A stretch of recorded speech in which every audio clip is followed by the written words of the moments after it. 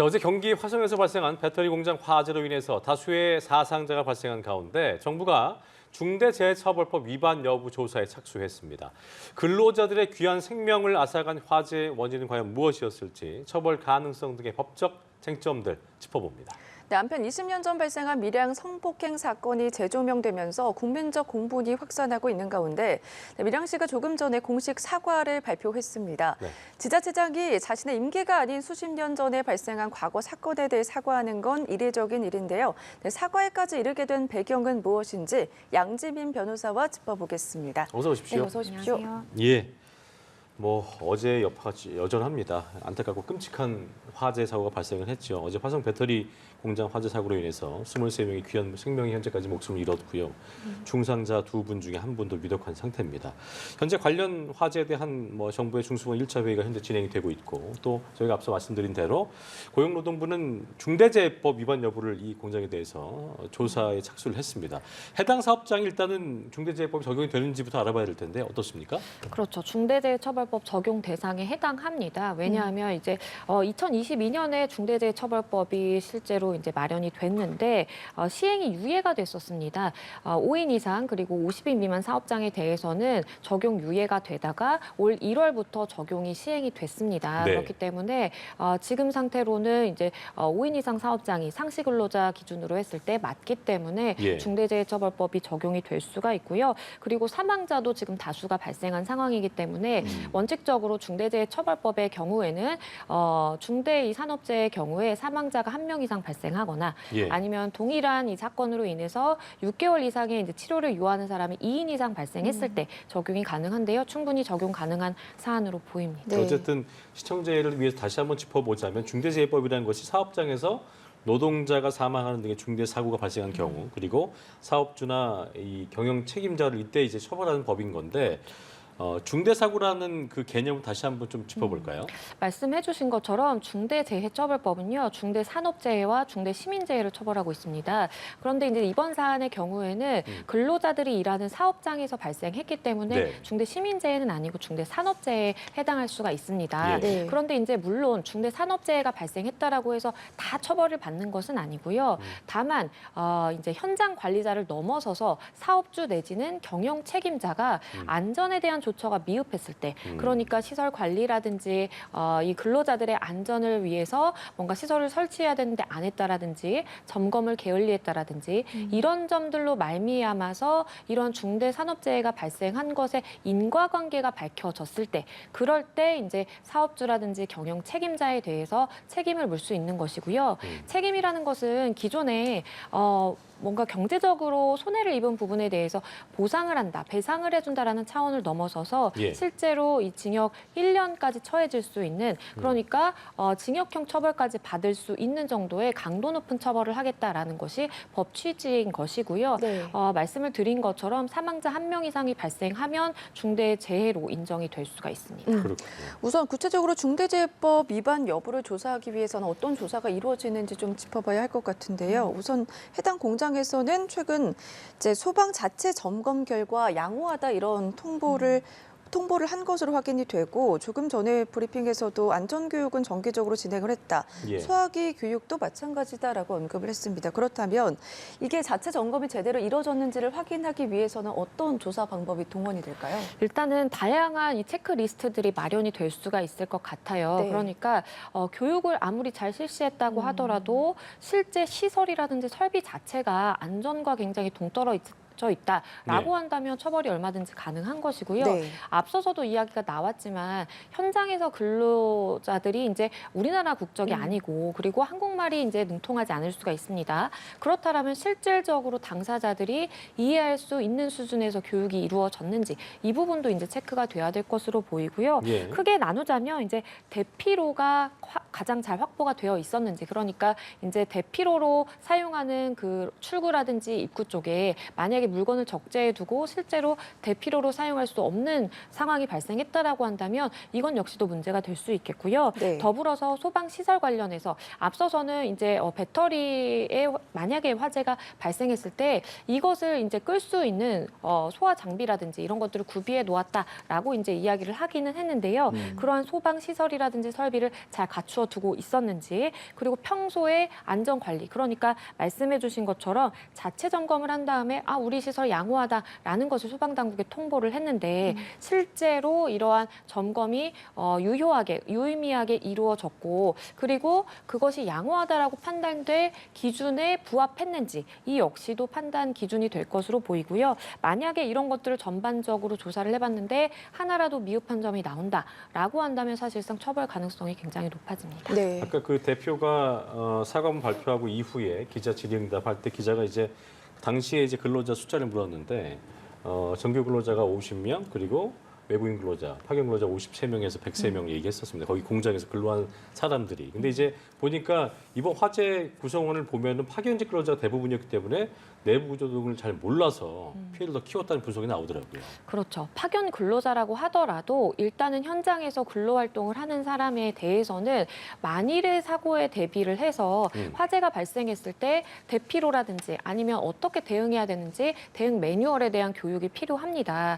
그리고 이제 이 특수성도 있는 것 같아요. 배터리 제조 공장이다 보니까 사실 이러한 1차 전지 리튬 배터리의 경우에는 사실상 화재의 위험도가 굉장히 높다라고 볼 수도 있겠거든요. 그렇다면 그러한 현장 상황에 맞춰서 실제로 교육이 이루어지고 이에 합당한 소방 설비가 되어 있는지 이 부분도 판단 기준이 돼야 될 것으로 보이고요. 네. 말씀해 주신 것처럼 사망자의 대부분이 파견직이었습니다. 그리고 아직은 정확한 조사 결과가 나와 봐야 하겠지만 정확하게 어떻게 대피를 해야 되는지 잘 몰라서 2층에서 사망자가 다수 발생한 것으로 지금 알려지고 있기 때문에 2층에서 만약에 화재가 발생했을 때에는 어떻게 외부로 빠져나올 수가 있는지, 그리고 그런 대피로는 잘 마련이 되어 있었는지 여부도 판단의 기준이 될 것으로 보입니다. 네. 네. 고용부에서는 중대재해법뿐만 아니라 산업안전보건법 위반 여부도 함께 들여다볼 예정인데 앞서서 조금 언급을 해주셨잖아요. 각각 처벌 수위가 어떻게 차이가 나죠? 일단은 수사기관에서 바라보는 기준에 따르면은 네. 산업안전보건법보다 중대재해처벌법을 더 기준을 높게 보고 있습니다. 그러니까 대검에서 발표한 이 구형을 할 때에 검사들의 이제 가지고 있는 기준을 좀 보면요.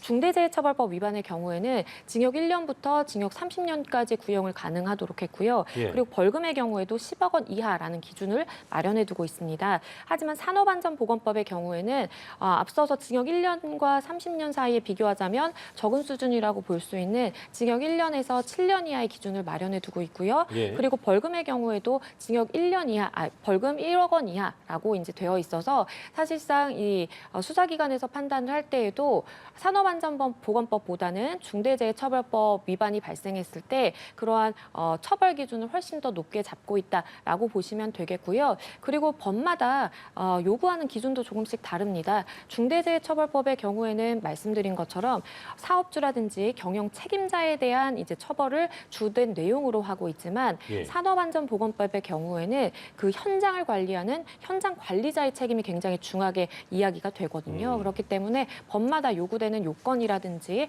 처벌 당사자라든지 조금의 차이가 있습니다. 알겠습니다. 아무쪼록 뭐 정확한 원인 분석도 그렇고요. 철저한 사고 조사를 통해서 이런 안타까운 사고가 발생하지 않도록 해야겠습니다.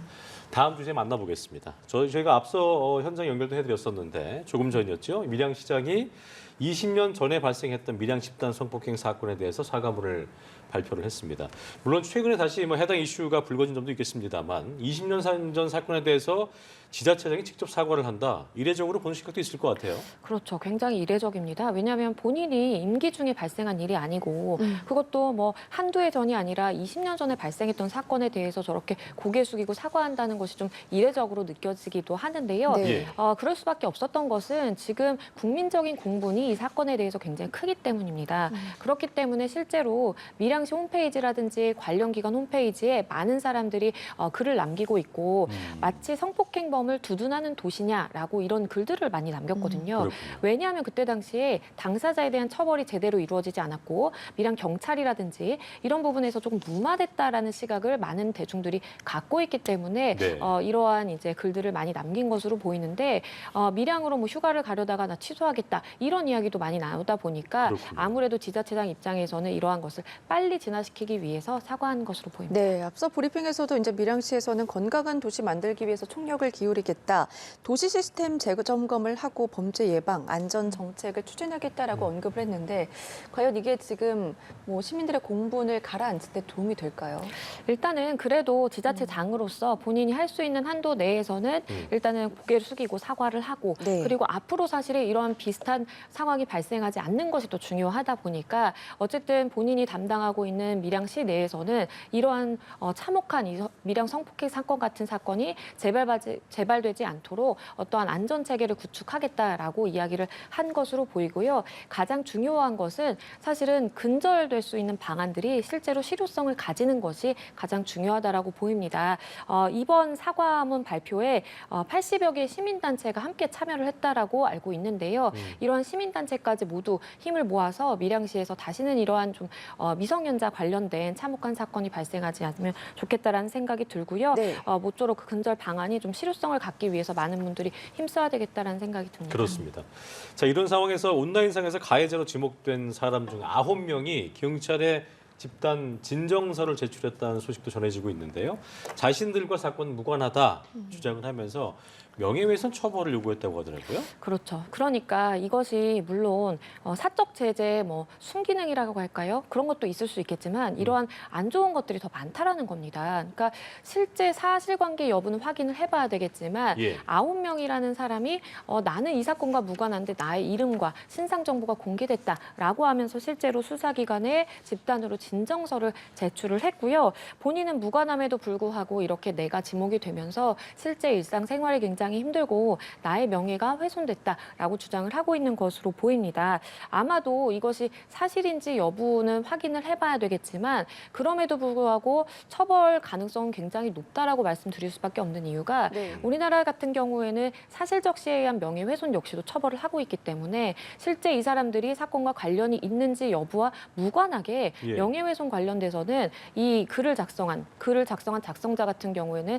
처벌 가능성이 굉장히 높다라고 하겠습니다. 알겠습니다. 마지막 사건도 좀 짚어보겠습니다. 네. 최근 한 방송을 통해서 이제 고인이 된 가수 구하라 씨의 자택 금고 도둑의 몽타주가 공개가 됐습니다. 근데 이게 불독이 튄 게 가수 지코 씨에게 튀었거든요. 그래서 법적 대응을 하겠다라고 나섰는데 어떤 내용입니까?